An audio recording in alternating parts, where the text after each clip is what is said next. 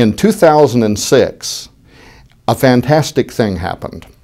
The Department of Health, which is the largest department in the United States of America which funds research into health issues, provided $773,000 to Case Law School in Cleveland, Ohio, for one reason: to develop over a 24-month period the guidelines that will be used, according to their own press release at Case Law School, used for creating policy for human enhancement regarding the next step in human evolution. Max Melhelm, who is the law professor and a bioethicist at Case Law School, was given the responsibility of leading the team of 24 to 36 months field study, if you will, using actual test subjects, human subjects, according to the original press release, would be used for devising how policy, government policy, can be extended to human non-humans. Well, because this started in 2006, and we knew that the target ending date for this study, which was being done not just by Max Melhelm, but law professors, bioethicists, genetic engineers, people who work in the fields of genetic alteration, that within 24 months to 36 months this field study would be done. 2009 was the target date for the report to be issued. So I waited with bated breath. In what way did Case Law School actually use human test subjects to provide what the government wants, guidelines to be used for human enhancement, to set the policy for how, for instance, will the Constitution, how will the Bill of Rights be extended to a human non-human? How much of a living entity has to be human before it can be protected under our laws? Must it be 90% human and 10% something else, 50% human? So I wanted to know. Well, the end of the test came and no public statements have been forthcoming. But what I noticed was that Professor Melhelm now, immediately at the end of the study, started traveling the United States giving lectures at universities, and he's giving two different lectures, and this is the title of his lectures. One is called Directed Evolution, Public Policy and Human Enhancement. And the second lecture he's given now is Transhumanism and the Future of Democracy. And you can go to the Arizona State University, and that second lecture is actually available as a podcast. You can download the lecture, unless they remove it from the time this film is made until the time somebody might go there to download it, but you can actually go and download it. So here you not only have the President of the United States loosing federal funds to go into research on human-animal chimeras, stem cell lines, various kinds of laboratory experiments on humans that could then be applied later on down the road through a transhumanist philosophy, the use of those technologies, but it's actually being funded through the U.S. Department of Health to actually set the policy and guidelines for how the law will be applied to human non-humans.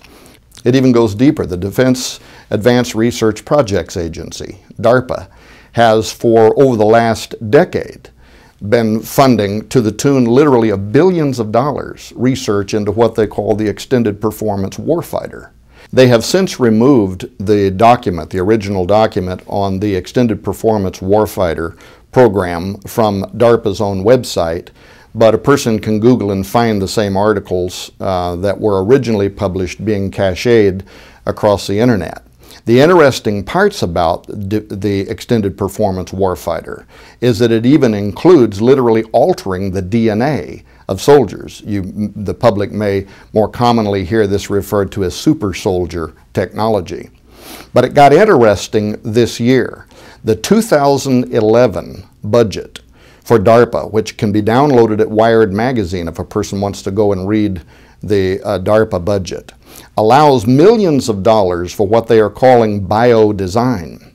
Biodesign is actually outlined in the budget. The purpose of it has to do with immortalism. The purpose of it is to literally discover how cellular destruction occurs and why in regeneration of cellular decay, we as humans don't wind up at 100% again, and we begin to age. And DARPA has an interest in figuring out how to get around the decaying process of cellular life. And they use the term creating an immortal organism. But it's more than just an organism. They consider it to be potentially a lethal force that can be used in military application. Wired magazine actually referred to it as a living, breathing creature. And DARPA admits that the force of this living creature, this immortal organism, could be so potent that it ought to also have what they called a kill switch introduced into its organism, so that in case it gets out of hand, we could throw the switch and stop it, or if it became available to our enemies, we could throw the switch and stop it. So that in the United States, we know that from the federal level, under Obama, revenue is flowing into this research. We know that from the U.S. Department of Health, revenue is flowing into this research. From the Defense Advanced Research Projects Agency. And if a person wants to do their homework, they'll find out that it's also the Air Force, the Navy, the Army. All of our military laboratories are funding now, to the tunes of millions and billions of dollars, research into fields that also include the altering of their soldiers for the purposes of having total battlefield domination in the future. But a person should also be aware that this technology is not just limited to the United States of America. In Australia, in China, in Great Britain, all around the world, literally tens of thousands of laboratories are receiving both federal and private funding for this kind of research. In the United States, even when Bush had called for restrictions on federal funding, it didn't stop the research here. It simply was being done through private grants and private dollars. There were no laws that were stopping people from doing human-animal research here. But now it starts to get really interesting in that even the scientific community is making admissions, which of course I was suspicious of anyway for some time. There was a Reuters article about 6 months ago called "Scientists Want Debate on Animals with Human Genes." And it turns out that the scientists that were being interviewed were the same scientists that 24 months ago were involved in what was called the human embryology discussions out of Great Britain. Laboratories wanted to receive federal funding, public money, to finance their investigations and experiments, which included altering humans and altering animals, at least at the embryonic stage. And there was such public outcry in Britain about it that the government decided to have a public forum, and they allowed different people, ethicists, bioethicists, even religious scholars, to weigh in on the question of whether or not it would be ethical to begin altering humans at, of course, in the beginning, the embryonic level, but later on perhaps to full maturity. At the end of those discussions, and there were some very interesting things during the discussions, by the way. For instance, the Vatican had 2 bishops present during these discussions, and the 2 bishops for the Vatican weighed in, saying that if a woman participated in these experiments by providing eggs or ovum, and then later if she had a conflict of conscience and decided that she wanted to raise this half human, half animal as her own child, that she ought to have the right to do so. And I believe that the Vatican's bishops were not really making that argument in sincerity as much as they were trying to illustrate the tortured ethics, the kind of unanswerable questions about, do they have a soul?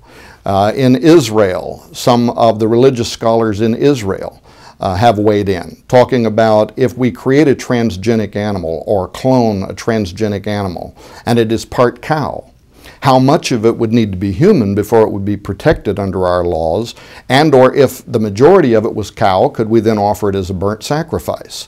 So illustrating once again that there really isn't any way to wrap any kind of Judeo-Christian ethic around what we are now doing, but it hasn't stopped us from doing it. Well, those scientists who have been receiving funding now from the British government for the past 24 months are back. And the Reuters headline, "Scientists want public debate on animals with human genes," was very specific in that they want to know how far the public now would be willing to let them go. And there were 2 things in this Reuters article that were very telling. One, the scientists themselves admitting that among the scientists involved in this research, they are comfortable now with up to 50% human-animal integration. See, the public mostly is still under the impression that this is being done at the embryonic level and that the amount of human DNA in a transgenic animal is so minute as to be excusable. Well, what we learned in this article is it is up to at least 50% human-animal integration, and that the scientists involved with it are comfortable. But where they want the debate to go now is, can we raise these to full maturity in the public's knowledge and experiment on part humans, part animals that are fully grown? And by admitting that that's now where they want the public to be comfortable with this research, they also said that they knew that there are some rogue scientists out there that are not operating with federal dollars, and they're getting ahead of them in this technology. And it could even become a new kind of a weapon of mass destruction. It could at a minimum become a molecular biological nightmare, because now by crossing over species barriers in ways that neither evolution nor God allowed for, we are completely uncertain about how, when this gets out of the box, where it may lead us. To answer the question, what would be the benefits of transhumanism through the eyes of a transhumanist? I can tell you, because some of them are my friends and I have had the opportunity to debate with them. And when I say friends, I don't mean that I share their worldview whatsoever, but we have, cordial conversations. It's diplomatic. And I believe in the sincerity, for instance, of men like Dr. James Hughes. Dr. Hughes would never advocate for anything, I think, that he believed would be detrimental to the future of society. So much of their ideas are altruistic in the sense that they're selfless and they're perceived to be for the good of society as a whole. For instance, longevity. One of the key objectives of transhumanism is to extend our lifespans. And you have people who are either transhumanists or who are friendly to the transhuman vision, such as Aubrey de Grey, who is a member of the Methuselah Foundation, the whole commitment of which is to, either through diet or even more advanced applications such as genetic engineering, learn how to do things that will bring about the end of human suffering and disease, and therefore lead to longer lifespans. Learn how, through genetic engineering, for instance, to perhaps turn off what is happening when tumorous cancers are growing in our bodies. So that not only do they intend to enjoy the benefits of longer life in the future as transhumans, Aubrey de Grey is saying now that if you're 50 years of age when you're watching this video, there's a very good chance you could live to be as much as 1,000 years old. With how quickly this science and technology is advancing. But the transhumans don't just want to extend life, because, as you know, some people watching this might say, you know what, why would I even want to live to be 1,000 years old? I'm kind of ready to get out of here now, you know, with the way that the world is going.